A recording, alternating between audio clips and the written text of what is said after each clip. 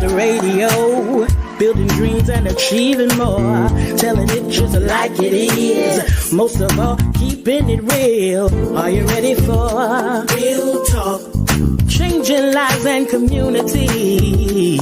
Real talk. Saving all our families. Real talk. Bringing hope for you and me. Real talk. Real talk with Judy. Real talk with Judy on the radio. Real talk with Judy. Real talk with Judy on the radio.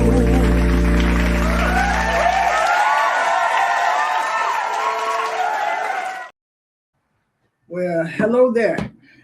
Thank you so very much for joining the Real Talk with Judy live radio show. I am Dr. Judy, your radio host, and I want to thank you so very much for joining me this beautiful cold morning. I don't know where you are, where you're coming in from. I know those of you from Florida, in Tallahassee, we're cold. And those of you in Fort Lauderdale and the surrounding areas, I heard that you was cold as well. So we're having cold season everywhere, and we're praying for those who are in New York and various places, everywhere, man. It is this weather is something else.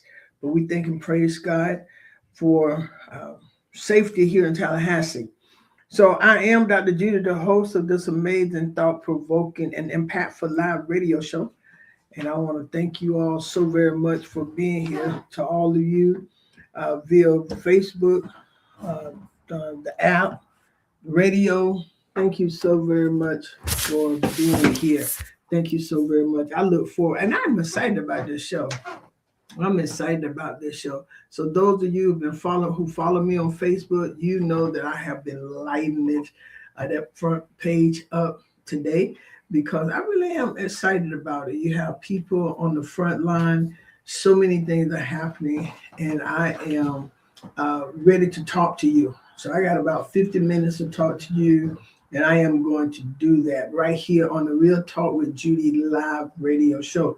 So do me a favor, call, get people on here, text, tag everyone you know, and invite them to get on the show. Just go ahead and put them on now.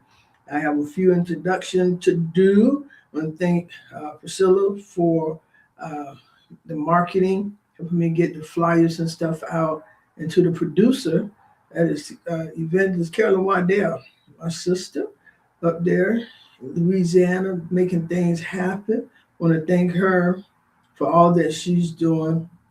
And to you, the audience, thank you for being on again today. I tell you, we had a good talk and a good after talk on the show. Different people calling and asking me questions and different things. And so I'm always happy to have you to tune in. And before I get started, tomorrow, February the 25th, rest in heaven, Mama. Tomorrow is my mother's birthday. Yes, it is. That's her first birthday in heaven.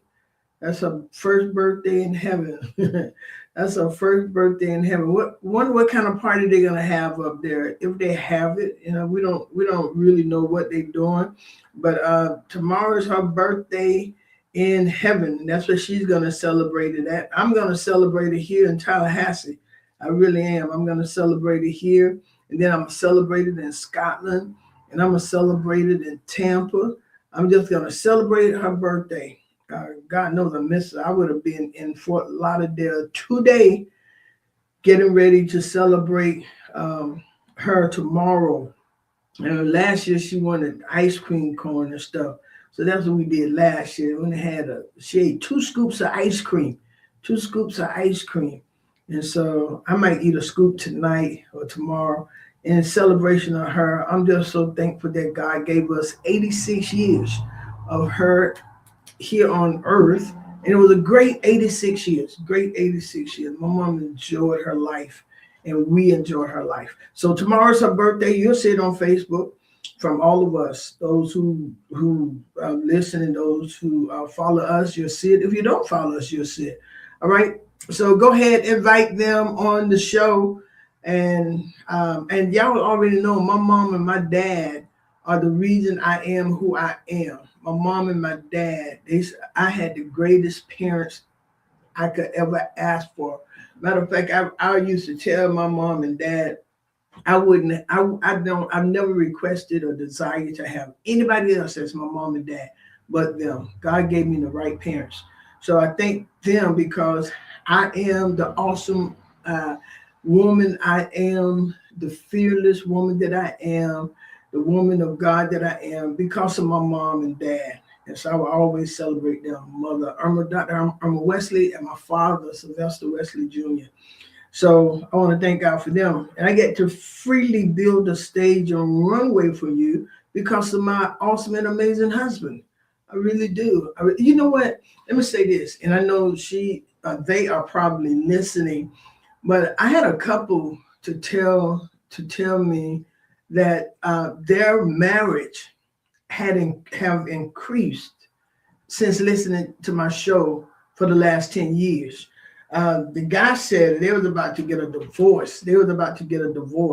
But listening at my show and understanding how my husband treat me, he started treating his wife the same way, and they're happily married, and they're still married. I think that's a good thing, especially when we can look at ourselves and see what we're contributing to the problem. Okay, we got to look at all of that because it's not one way. Okay. So I want to thank you all for listening to the show, everybody who's listening. So I am excited about today's show. And I must say to the audience, thank you all for coming, for staying here with me, coming back each time. Thank you. Thank you. I greatly appreciate that. I really do. I really do. And I am only as great as my team. I'm only as big as my team. So I want to thank all of you all for being a part of the team. Thank you for choosing to take a seat at the table. We're getting ready to get into this show today. But thank you for taking a seat at the table today. I'm excited to have you on. And we are truly about to get started here because I am super excited. I am super excited about today's show. So let's go. Let's go. Okay. So our show today, we're gonna talk about the price of the front line. What no one tells you about being in charge. There's a price. A lot of time we see the glory, but we don't understand, brothers and sisters. There is a price. So my mission or the goal for this show today is hello there. The goal of this show today is to ensure that the people on the front line don't just survive the heat, but they thrive in the heat. Hello, Miss D. I miss your food. Okay, but they thrive in the fire. So the people on the front line don't just survive the heat, but that they thrive in the fire. So we are here to turn the scars of the battle into the stars of a legacy. Everyone wants the platform, but nobody wants the price tag. We see the armor, but we don't see the scars underneath. My sisters and brothers, it really does cost. It costs a lot. It costs a lot to be on the front line. It costs a whole lot. What just happened? It costs a whole lot to be on the front line. Okay, we see the armor, but we don't see the scars underneath. And a lot of times you see people on the front line, the people out front, they have paid a price to be there. They have paid a cost to be there. These businesses that's still running, man, it costs. And I always tell people, don't get too cocky now, because it can come down in a moment. It can come down in a moment. But I believe when you are on the front line, when you are leading, you are being successful, one of the things that I want you all to remember, let's go back and help somebody. We got to reach down. We got to train. You got to train them how you've been. You know, it took a lot. So share this information. When you are on the front line, you are the first to encounter the crisis. If you aren't careful, the heat of the work will dry up your spirit. If you aren't careful, the heat of the work will dry up your spirit. To lead on the front line is to feel the heat of the battle, the pressure of expectation, the fire of criticism, and the warmth of the burden you carry for others. As a social work leader and a woman of faith, I know that the real cause of the front line is the willingness to stand in the heat. Hear this, so that others can stay in the shade. The willingness of the front line, or the real cause of the front line, is the willingness to stand in the heat so that others can stay in the shade. That's what the front line person does. And when they are sincere about it, a lot of times they get burnt first. They get burnt, but remember, even the sun sets. Even the sun sets. You must find your evening time, that place of rest and showing up for you, so you can return to the front line tomorrow with fresh oil and a cool spirit. Shadrach, Meshach, and Abednego didn't just survive the heat. They walked with the fourth man in the fire. And the fourth man represented Jesus himself. It was God. It was him in the fire with him. On the front line, the heat is just the evidence that God is about to show off. I come to tell somebody today that God is about to show off on your behalf. God is about to show off on your behalf. The real cost of the front line is a multi-dimensional price tag that touches every part of your existence. It is not paid in dollars, but in human capital. Some people tell me they're always trying to be the limelight. They always try. My sisters and brothers, it costs to be there. And it costs in human capital, your time, your emotional reserves, and your peace. When you sit in the seat of leadership on the front line, whether in a church, a business, or community organization, the bill comes due in 4 specific areas. Number 1, the biopsychosocial spiritual cost. The biopsychosocial social spiritual cost. The front line demands a toll from the whole person. And you cannot separate your professional assignment from your physical and spiritual well-being. The biological cost, here it is: chronic stress, frontline fatigue, and physical exhaustion. Chronic stress, frontline fatigue, and physical exhaustion. The psychological cost, the mental weight of decision making, and the silent grief of carrying other people's problem. Carrying other people's problem is stressful. It's a mental weight. It's a silent grief. The spiritual cost is the risk of becoming dry while watering everyone else's garden. The spiritual cost, the risk of becoming dry while watering everyone else's garden. The currency of accessibility. Number 2, the currency of accessibility. One of the highest costs is the loss of privacy. When you are on the front line, you are the first point of contact for the crisis. The cost is your time and your boundaries. So many people talk about the person on the front line, or they want to be the person out front. It costs, my sisters and brothers, it costs. In March, Women History Month, I'm going to bring some of the older women on, because I want them to tell us how much it costs. I want them to tell us how to hang on, what it feels like to be shot on the front line. I want them to tell us this. I often study Harriet Tubman, Sojourner Truth, Mary McLeod Bethune, Angela Davis. I study Oprah Winfrey. I study all of these women, Stacey Abrams. I study these women, Michelle Obama. I study these women, They're on the front line. I'm on the front line. And so it costs. The cost is your time and boundary. Leaders on the front line are often the first to face the storm and the last to find rest because the watchman cannot easily step down from the tower. A good frontline person does not quit because the storm is heavy, because the rumors and the act, they don't quit. They hold on because they see it from a different perspective. Number 3, the ethical gray area, the friction. As a professional, the cost is often the pressure of the bottom line.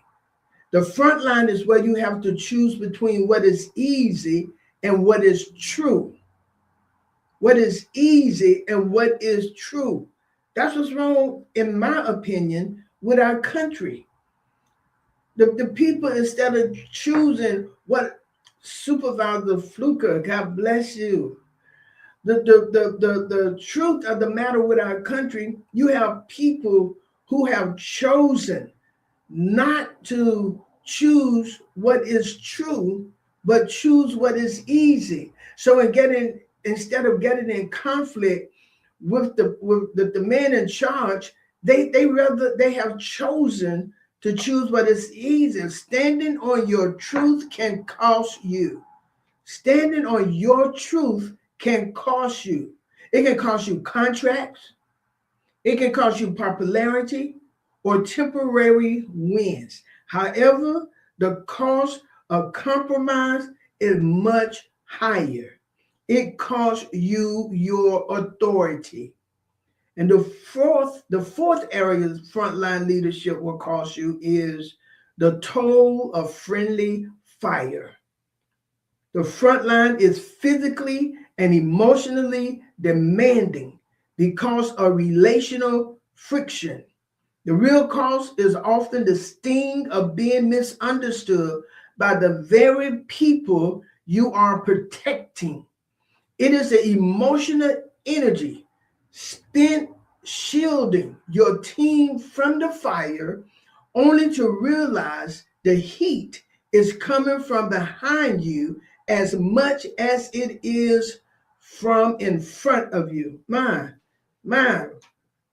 that dropped in my spirit, it is the emotional energy spent shielding your team from the fire, only to realize the heat is coming from behind you as much as it is from in front of you. And this is perhaps the most painful invoice a leader has to pay. When you are on the front line, you are often acting as a human shield, absorbing the impact of a crisis, making the hard decision, and carrying the gray area weight so that others don't have to. You're standing in the gap. You're standing as a human shield for the people you are serving, the people you are leading. The sting occurs when the very people who are safe because of your standing are the ones criticizing your posture. Do you know sometimes it's the people that you have served, the people that you have poured into, that cause you the greatest sting? Let me give you an example of Moses and Nehemiah, for example. When the pressure is high, people often mistake leadership for oppression. The Mosaic struggle. I want you to read Numbers 14 and 2. Numbers 14 and 2.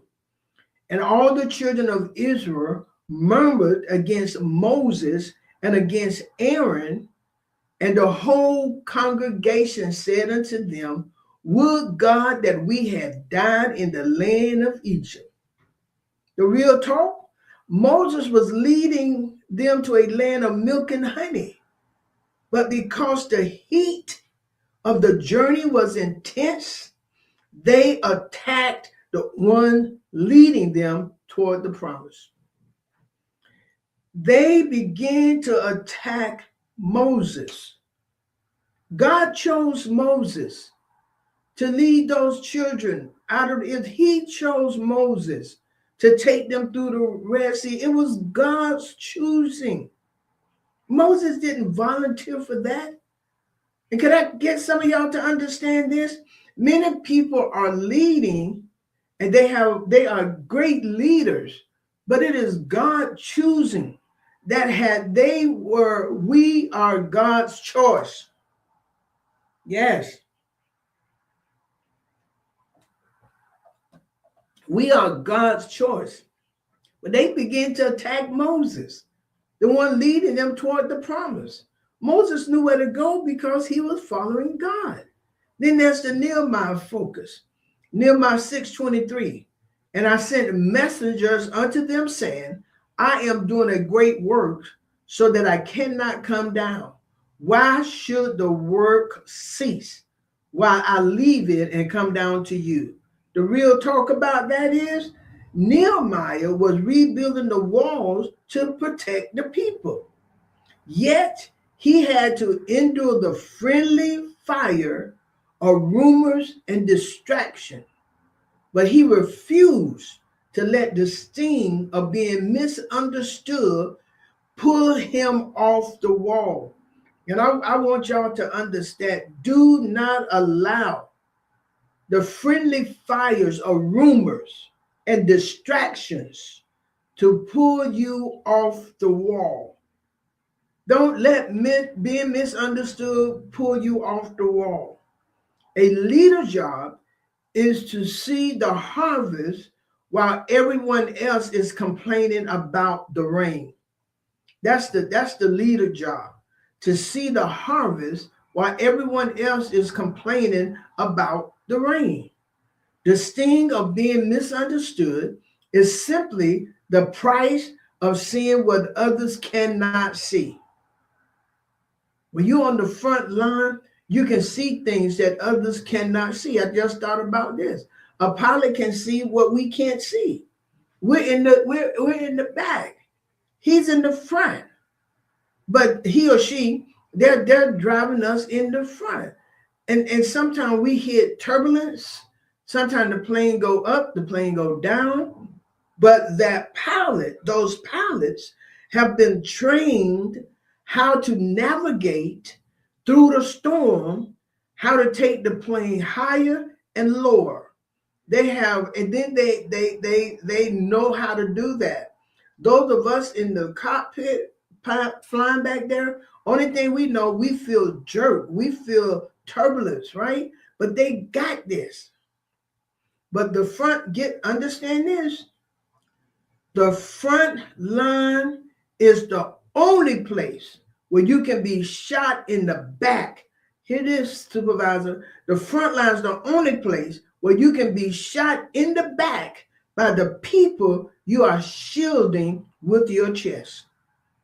It is the only place, the front line is the only place where you can be shot in the back by the people you are shielding with your chest. That's the only place. Hey, Tanya, and hello to everybody coming in. I'm sorry. True leadership is the ability to endure the disapproval of the many for the ultimate protection of the all. When you are on the front line, you are often operating with a high altitude perspective. You can see the storm. That's what I was just saying about the pilots. You can see the storm on the horizon while the people are still enjoying the sunshine. God bless you, Bishop Kojit, Bishop Wayne. Because you see the danger first, you make decisions that are unpopular in the present to ensure there's a future for everyone. That's being on the front line.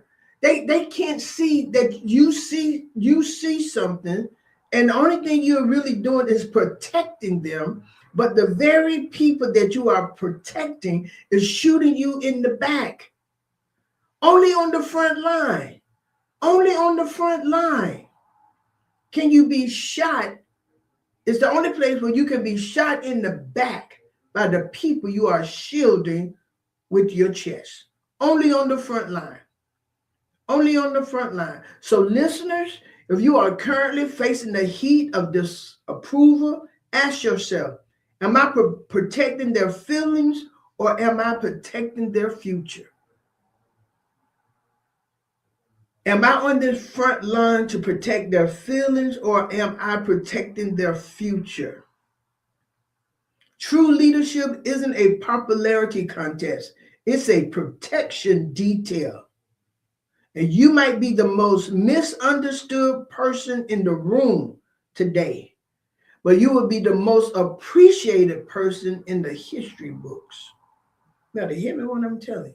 You might be the most misunderstood person in the room today, but you will be the most appreciated person in the history book tomorrow. Stand your ground, protect the all. The primary reason critics have so much to say is that they lack the context of the weight. A critic sees the decision, but the frontline leader sees the consequences. A critic sees the area as black and white because they don't have to live with the fallout of the choice. There's a quote that said, it is not the critic who counts, not the man who points out how the strong man stumbles. The credit belongs to the man who is actually in the arena. That's what Theodore Roosevelt said. The man or woman in the arena. That's who the credit belongs to. The one out there getting their butt beat, the one out there who's sticking it to it, who's making the tough decision, who's being criticized, who's being false, is that person. Real talk, critics speak from a place of comfort, but a frontline leader leads from a place of sacrifice. A frontline leader leads from the place of sacrifice. So may I suggest to you, never let the opinion of someone in the shade dictate the mood of you who are in the sun. Don't allow someone who's in the shade to dictate the moods of you, the one in the sun. The most vocal critics are people who are frustrated by their own inability to handle the pressure. They see you standing on your truth and it highlights their own compromise. And to make themselves feel better about staying in the back, they find fault with the frontline leader. They can't handle the front line, no kind of way. So they tear down the person who can. Their criticism is actually a confession of their own limitation. Let me tell you this. If you are leading and you're on that front line, my sisters and brothers, you are powerful. Stand on what God has placed in you. Stand on, my goddaughter told me, we were talking and she had her own opinion. And I said, you better watch your mouth. She said, why? You taught me this. Man, I want to give her a backhand slap in the mouth, right? But I couldn't. Yes. And two of my goddaughters here, and I'm proud because they're able to stand on their own truth. They're able to be who they are. We taught them that. We taught them that. The friendly fire critic, the sting of the known. Okay? As I wrote earlier, the hardest critic are the real friends who leave or turn. In Psalm 55, 12 to 13, David said, if an enemy was insulting me, I couldn't do it. But it's you, a man or sister like myself, my companion, my close friend. You got inside information to create false accusation. Isn't it amazing? You bust your butt for people, you give and you help them become and help them do, and all of a sudden they want to create false accusation. They take your vulnerability and weaponize it. You have to realize that, okay, this is real good right here. Carolyn, write this. This is real good. You have to realize that some people will only equipped to walk with you in fellowship, not in the furnace. Some some people were only equipped to walk with you in the fellowship, not in the furnace. You saw their weakness when they were there. They didn't do anything. They didn't protect you. They did nothing. And so you don't have to cry about that, because that's not really a miss. You don't miss them. Come on. You have to realize that some people were only equipped to walk with you in the fellowship, not in the furnace. Some people couldn't handle the fire of your furnace. They would have quit on you in the furnace. They would have started rolling around in that fire. So when the heat of the frontline rolled, they folded. And it was good. It was good for them that they folded. It was good for you that they folded. You hear me? Yes. Critics on the front line. Let hit the critics on, because I want you to understand it costs to be on that front line. And some of you couldn't endure the front line if your life depended upon it. Not right now. You might be able to a little later, but not right now. Not right now. But critics on the front line usually use a specific playbook to try and move the leader. I'm telling you. Critics on the front, no, the first thing, they lies and false accusation, attempted to damage the on-point reputation. They use ostracization. They try to ostracize you, trying to make the leader feel like a lone wolf, so they lose their confidence. The blame game, making the leader the scapegoat for the collective failures of the group.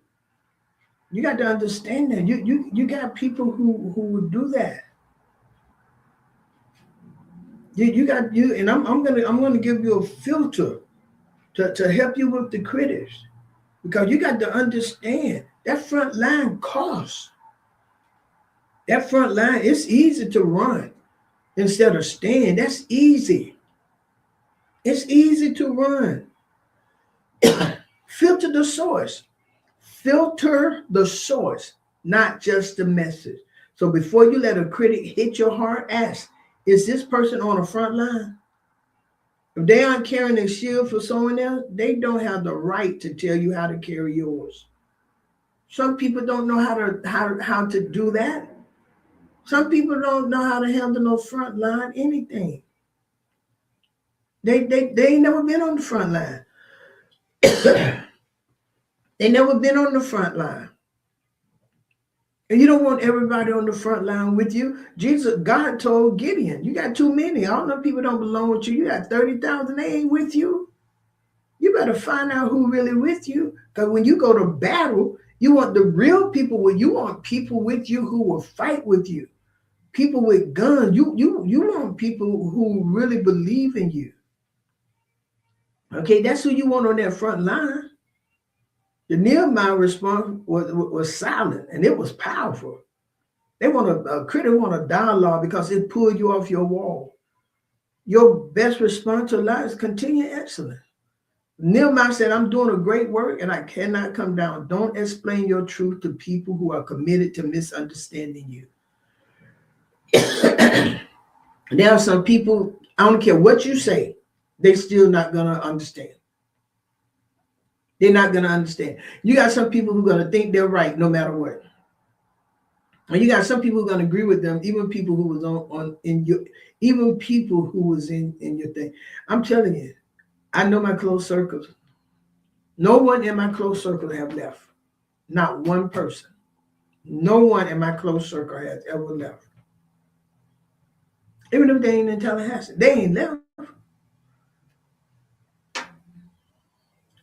And here's what I want to tell you. When your critic, because this is going to help you right here. This is going to help you. Okay? When your critics get loud, the pressure of that front line get overwhelming, you better go to your tribe. You better have your tribe that you can depend on. I got a lot of people around me, but they're not in my tribe. I got a lot of people around me, but I know who to trust. I know who I can seriously trust. The Bible said, put no trust in man. I know the ones I can depend on. I know the ones I have confidence in. Even if they, even if they make a mistake for whatever reason and don't catch me off that trampoline, I know it wasn't intentional. Do you hear me? You got to know your tribe and make sure you know the real, not the one that just giggle, not the one who talk, oh, I got this, I got not that one. And I hear people lying, talking about this person always been, them people ain't even like you. They ain't never, you got to understand that people who ain't like you 10 years ago, they still don't like you. They still, people ain't like you 15 years ago, they still don't like you. So be careful. So how do you get with your tribe? Your tribe knows the real you, which make the lives of the critic irrelevant. Your tribe know the real. You got people out there just passing stuff and they lying, they don't even know. So you must remind yourself that you aren't on the front line for the applause of the protected. You are there for the assignment of the creator. I think that's a good one too, Carolyn. You got to remind yourself that you aren't on the front line for the applause of the protected. You are there for the assignment of the creator. I know I'm on the front line. Some people call it limelighting. I don't care. You got to be so sure in who you are that you don't allow the voices of the critics to stop you. You got to know who you are. This is the Mother Wesley perspective. Remember the legacy. Remember the giants who came before you were misunderstood in their time, but they were honored by history. You better know that. I look at my mom, and I like to do this stuff when people are alive. Man, she got a street named in her honor when she was alive. She got a building named after her when she was alive. You know, she got the YMCA built more than $1 million YMCA built in her honor, but she was alive to see all of that. But she had to endure some things to get there. This is why you need a tribe. People who know the real you. So you don't have to explain yourself to everyone else. You're leading, and I want everybody to know. So you want to be on the front line? This is the cost of the front line. This stuff people don't tell you about the front line. This is the cost of the front line. I look at these elected officials. There's a cost to be an elected official. There's a cost. In leadership, exhaustion often comes from the constant need to translate or defend your action to people who don't have your perspective. They don't care anyway. I've learned not even try to explain it. Believe what you want. Believe what you want. God always has a way of bringing forth. My mama used to tell us, a lie just fly, but the truth will walk you down. The truth is slow. And when you're on the front line, you are on for the world. When you are on the front line, you are on for the world. But your tribe is the place where you can finally take off the armor. That's the place you take off your wig, you take off your weave, you take off you take off your toupee, you can take your shoes off. You don't have to dye your beard dark black. You can just let it be what it is. You know, you can just come and be you. That's the tribe. And the tribe is a strategic necessity for enduring the front line. Man, all the work that I do and all of the jabblers, the jab that I get, even from the back, I got to have that front line. I mean, I got to have that tribe. I got to have that tribe. And I really know who my tribe is. I mean, for real. Even though I have a lot of people around me, I know the tribe. I know who the real tribe is. And that's what you better do. On the front line, you are often accused misunderstood, or lied on. The natural human instinct is to defend your name to everybody. That's what we want to do. The Bible says a good name is rather chosen than what all their rubies. So I want to defend my name. You don't have to. You know, your work is already speaking for you. Your work is already speaking. But your tribe cancels that debt. The reality, you don't have to provide a footnote for your character with your tribe. You don't have to do that. They have the historical data on your heart. On your heart. I just listen to people lie. What all they did over there. No, people even like you. And that's what everybody knows. It saves your mental energy when you got the right tribe. If you spend all day explaining yourself to the many, you won't have the strength to lead the all. If you spend all your time explaining yourself to the many, you won't have the strength to lead the all. Here's a quote for you. It says, a true friend is someone who hears the song in your heart and can sing it back to you when you have forgotten the words. Carolyn, that's another one. A true friend is someone who hears the song in your heart and can sing it back to you when you have forgotten the words. You have to do that. Mike Goldstein is a young man here in Tallahassee. He has a bike cab business. And y'all, he got to be one of the most happiest people. He has some form of something, but y'all, I call this the Mike standard. I mentioned earlier that I love that Mike stand on his truth and bring laughter and dancing. I don't care where we go. If we got music, Mike gonna dance. Mike gonna get on the floor and Mike gonna dance, and he gonna dance and he gonna dance again. He's gonna laugh and he's just gonna, and then whatever he believes is true, he believes is true, whether you believe it or not. And that is exactly what a tribe does. Your tribe is where you can say that hurt or I'm tired without it being used against you as a sign of weakness. A tribe doesn't just agree with you, they reflect the real you. And the ones who are close to me, the ones who are really there and know my heart and who work with me, who are the Aarons and Urs of my life, they reflect the real me. When the world calls you difficult, your tribe reminds you that you are determined.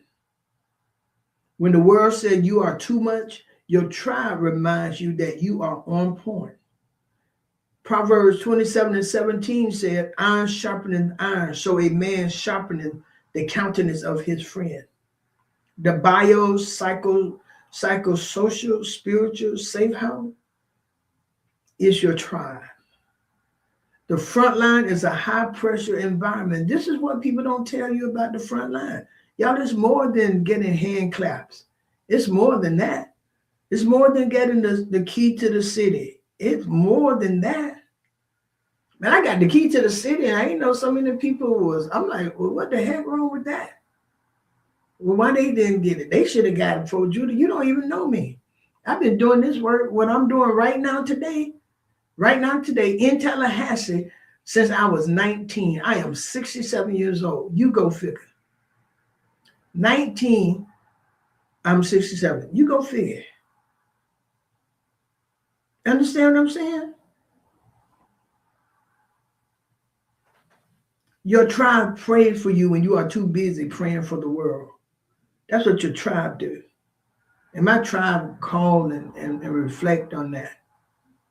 They are the Aaron and the Ur who hold up your arms when you are weary. And y'all know who they are in your life. And don't try to put people in there who's not part of your tribe. If you know that they cannot hold up your hand, I don't care how long y'all been friends. That is not part of your tribe. You need people who can get tired of holding up your hands and holding up your arms, but they still do it because they know that this is not just for right now. This is for the future. You hear me? Protecting the whole man and woman. The real cost of the front line is that people start to see you as a function rather than a person. The community sees a chairperson. The church sees the pastor. The world sees a social worker. But the tribe see Judy. They see Nancy. They see Carolyn. They see Wayne. They see Brenda. They see Cheese. They see Blanche. You understand what I'm saying? They see supervisors on here. Y'all understand what I'm saying? They protect the person behind the performance. They make sure the whole woman is okay, not just the listener, not just the leader. So as I get ready to bring this to a close, when I stated my mission today was to let you know that front line, that's a cost. That front line costs. It's more than the limelight. You think people are just, no, it costs. And if you can't stand to be talked about, if you can't stand to be rejected by people that you had confidence in, that people that you thought was real, see, some things don't come out until the heat comes. That's what some things don't do. Yeah. Some things just don't happen until the heat comes, because you need to see who's real. You need to see that. You need to let them go through the fire to see who's going to go to the fire with you. You need to see that. You need to see who's going through the fire with you. The front line will try to redefine you based on its heat, but your tribe will remind you who you are based on your heart. The tribe really knows your heart. Mother Michelle, hello. The tribe really knows your heart. Even Jesus had Peter, James, and John. You need people who know the real you so you can stop explaining and start in doing. Stop explaining yourself to everybody. Stop trying to give an answer. Let them believe what they want. The truth will come. The truth will come. You need people who know the real you so you can stop explaining it. If you don't have a tribe, it's time to stop looking for followers and start looking for brothers and sisters who could stand in the gray areas with you. That's what you need. You need people who can stand in the gray area with you. You need people who could stand there. You need people who can make that happen. That's what you need. You need people who can make that happen with you.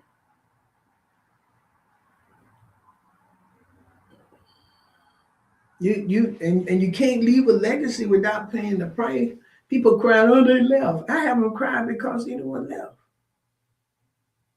Don't cry because people leave. Everybody can't go with you on there. Some people were just for the fellowship. You need people who can be in the fire. You got a great work to do.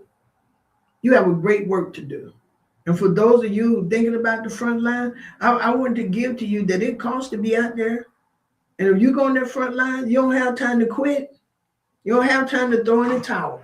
You don't have time to say, oh, me, oh, my. You don't have time for that. You got to keep going. God has gifted you. And I keep saying this because I want you to know how powerful you are. We quit too soon. If God put you on the front line, you're on the front line. You're on the front line. Don't stop for the whisperers. Don't stop for those who got off the bandwagon. Don't stop for that. And listen, can I tell you, you don't have to speak evil of people. You don't. You don't. They want to go, bye-bye. You don't have to do that. Don't get caught up in all this crazy stuff. You got too much work to do. You're gifted. You're anointed. And some of you probably afraid of this front line. And if you don't have it together, you better be. Because you don't cuss, you can't be cursing people out on the front line. You know what people have really done for you. You know what people have done for you. So you can't be on the front line, and can I help you? Please don't get excited about the hand claps. You can't do that on the front line. You better hear me. Let your tribe clap for you. Some people think they got it now. Oh, I got it now. No. As much as I work in the front line, as much as God has gifted me and given me favor with so many people, I wear it lightly. And I'm just trying to help somebody. Wear it lightly. Wear it lightly. Some people, you haven't told people about your past. When they find out about it, you're going to be out of there. You better hear me. You are going to be out of there. So don't get caught up on people clapping. Oh, Judy, that's a good job. Thank you. To God be the glory. Oh, wow. Thank you. To God be the glory. And you keep moving. God is the source. God is the source of who we are, not us. These degrees that we have, they're good. But if God don't get an increase to them, that don't mean a thing. Y'all better hear me.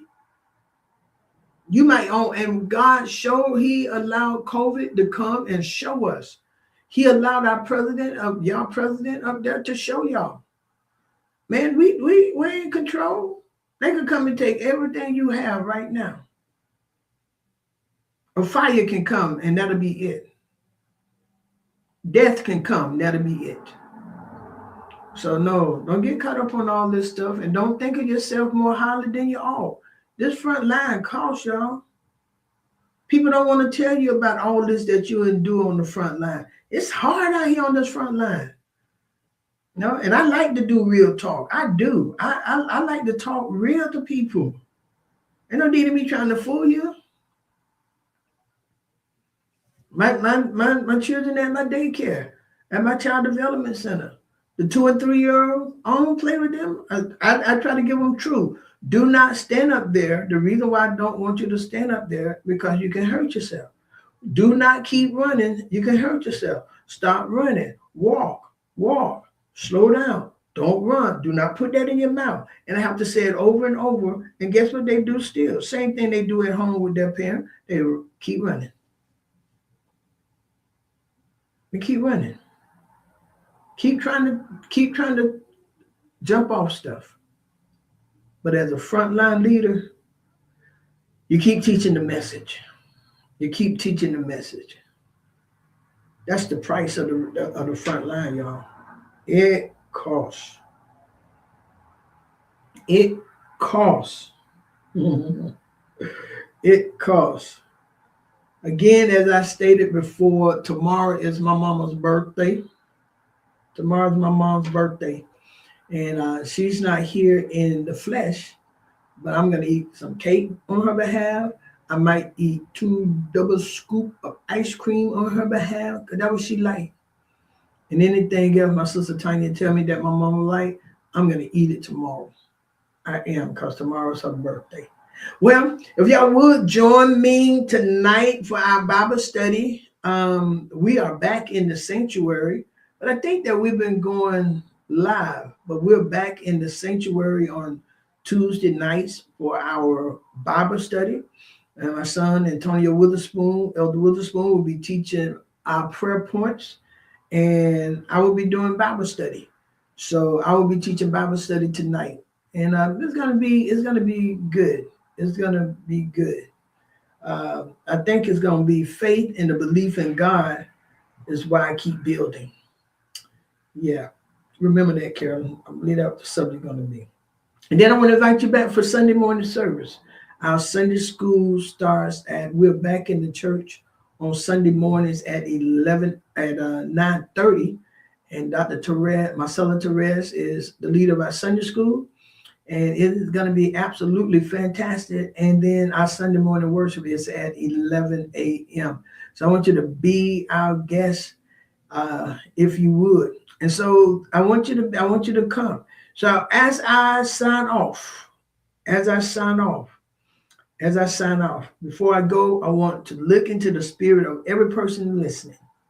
You were built for the pressure of the front line. You are the shield, the anchor, and the visionary. The price is high. It costs a lot to be on the front line. It costs a lot. But the legacy is eternal. Endurance is not about how long you can hold your breath. It's about how consistently you can breathe in the grace of God while standing in the fire. I am Dr. Judy Mandrell. I want you to stay strong, stay well watered, and keep showing up on the front line for those coming behind you.